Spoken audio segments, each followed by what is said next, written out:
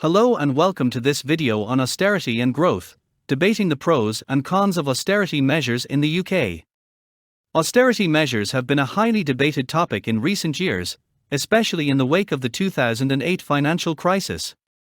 Some argue that austerity measures are necessary to reduce government spending and bring about economic growth, while others argue that they harm the economy and disproportionately affect the most vulnerable members of society. In this video, we will explore the pros and cons of austerity measures in the UK, the debate surrounding austerity versus growth, and possible alternatives for the future. So, whether you are an economics student, a concerned citizen, or just curious about the topic, let's dive in.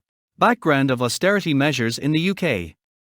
Austerity measures refer to a set of policies aimed at reducing government spending and balancing the budget, typically through cuts in public services and social welfare programs, tax increases, and other measures.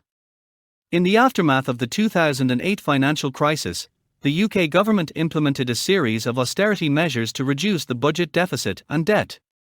These measures included cuts to public spending, changes to the welfare system, and tax increases.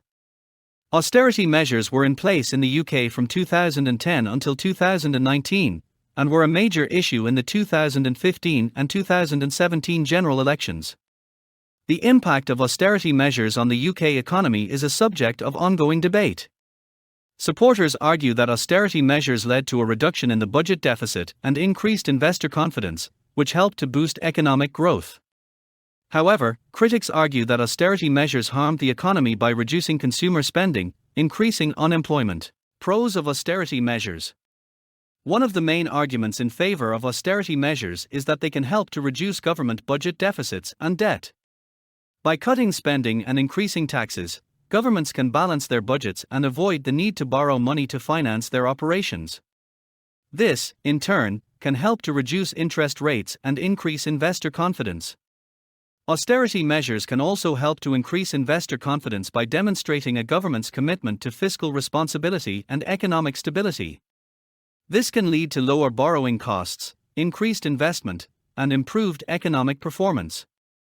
Supporters of austerity measures argue that by reducing government spending, governments can free up resources for the private sector and encourage economic growth.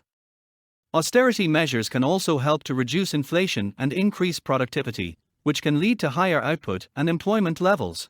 Cons of austerity measures. One of the main criticisms of austerity measures is that they can disproportionately affect the most vulnerable members of society, such as low-income families, the elderly, and the disabled. Cuts to public services and social welfare programs can increase poverty and inequality, and harm social cohesion. Critics of austerity measures argue that they can harm economic growth in the short term by reducing consumer spending, which can lead to lower output and employment levels. In addition, cuts to public services can reduce the quality of healthcare, education, and other essential services, which can also harm economic growth in the long term. Austerity measures can also have negative long-term effects on the economy, such as reduced productivity, lower investment, and reduced innovation.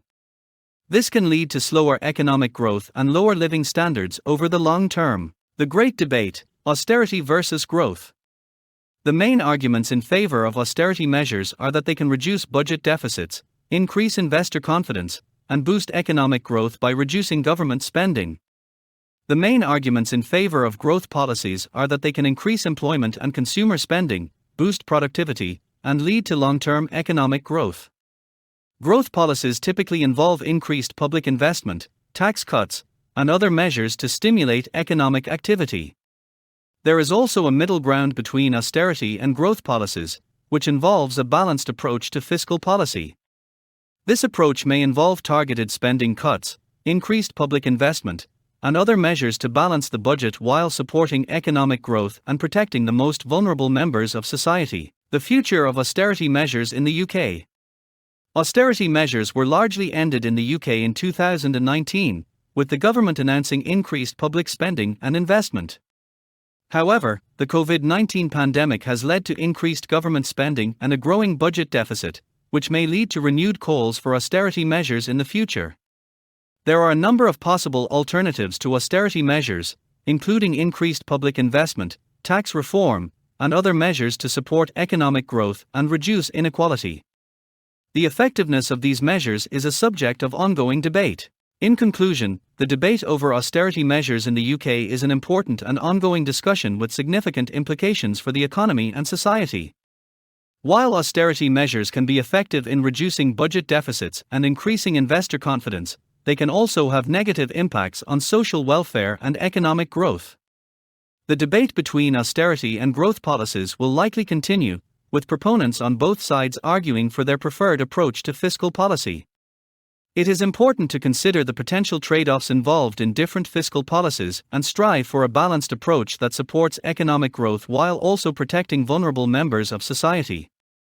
The future of austerity measures in the UK is uncertain, but it is clear that policymakers will need to carefully weigh the potential benefits and costs of different approaches to fiscal policy in order to promote long-term economic prosperity and social well-being.